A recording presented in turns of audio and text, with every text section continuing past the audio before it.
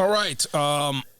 Next, Christensen moves on to, supreme glory is located, and this is how God ultimately reveals his glory, in Christ's redemptive work. Yeah. Right? God's glory is magnified not merely when greater glories are compared to lesser ones, but especially when it is seen against the polarizing backdrop of its opposite. Right? So moral and natural evil, right? So when it's seen against that, it's extremely magnified. Right. And therefore, evil is in a unique position to magnify the glory of God, is what Christensen tells us. And of course, this leads us to our central question then. Since God's ultimate end in creation is to magnify his extrinsic glory to his creatures, where is such glory most magnified? Right? Well, we've read the story. But it's at redemption. Yeah. Redemption reveals the majestic character of God supremely. And it does so in the face of human wickedness that demands divine justice, yet cries out for something more glorious, the grace of a redeeming God. And so why will the new creation be greater than Eden? Why is it that it talks about not just in a reestablishment of the garden or of the pre-fall world? Why is it described in so much more greater detail? Why does fire purify it and then recreate it, and it's new? It's made new heaven, new earth. Yeah. Why is it why isn't it a U and it's a J? Yeah. Right? Yeah. The story. The kingdom is set. Arthur's in his round table. All things are good.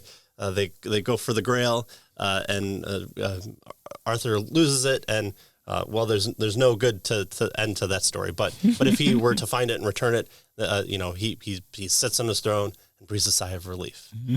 That's not what happens here. It's even more so. It's even more magnified. So it keeps going up and up. That U-shaped is really a J-shaped. Yeah. And so why will the new creation be greater than Eden? Because the Redeemer himself descended into the depths of the impossible predicament that the fall brought about and emerged in unprecedented victory. God enters his creation. He humbled himself. He subjected himself to what humans experience and evil and sin and torture and death. He did all that for an even greater purpose that we wouldn't experience without evil. And so, who would have thunk it, right?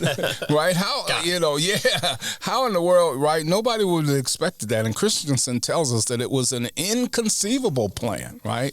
Yet a grand stroke of divine genius. If the plot line were flat, right?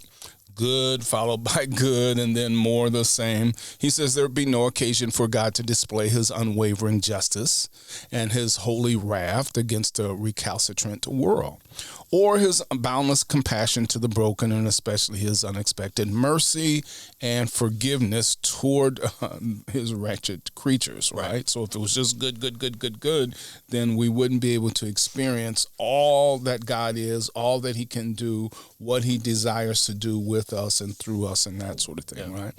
The incarnation, the life, the perfect life, the death, the fulfillment of the law, the taking upon sin on the cross, and ultimately not just the end of the story, but then a resurrection, and then an ascension, and then a forever kingdom established that reflects the minimal Davidic kingdom, is even more glorifying of God in that story than if he wouldn't have come. God can reveal to us that, I'm a good redeemer, but without the fall, what do I know of that? How do I experience redemption if I don't have sin? Yeah. Good to know. Good to know, right? Yep. There's a wet spot on the floor in a room that you don't have access to. Okay. Good. Yeah. So Christensen tells us then that out of this depth, right, out of the depths of our wretchedness, this is where the divine glory via the glorious Christ especially pours forth like a blinding light from a dark dungeon, right? Is what he tells us. And my daughter's been watching a lot of Pilgrim's Progress, so I'm getting a lot of those images still today. Is the burden on Christian's back rolls down the hill as soon as he enters through the narrow gate and gets at the foot of the cross. And the cartoon makes it look so burdensome that I'm like, oh, I just want you to stand up straight because it feels like it is. And I can imagine what that character feels like with that burden off, and it rolls into the grave and is ultimately killed. So that's exactly kind of that. Oh, I felt the weight and now I don't, and so I have that ability to reconcile that. And there wasn't anything I could do to get it off my back, but it was ultimately God's plan and purpose.